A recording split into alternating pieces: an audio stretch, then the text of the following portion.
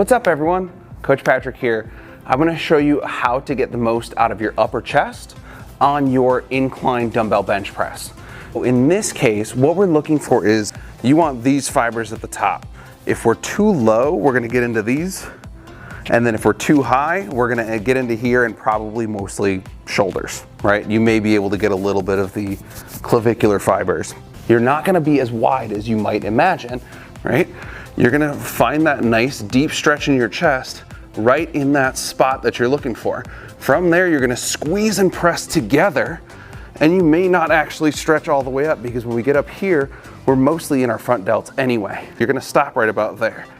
Pull it right back down deep into that stretch, squeeze and back up. You'll know you've gone too heavy if you find yourself out here, right? If you're getting too big of a stretch, you're going to be in your front delts.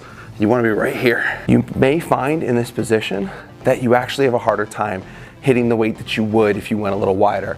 That's okay, but lighter is going to help you keep the tension where you need to keep it. All right, if you found this to be helpful, please like, subscribe, share with your friends. I appreciate you. Take care.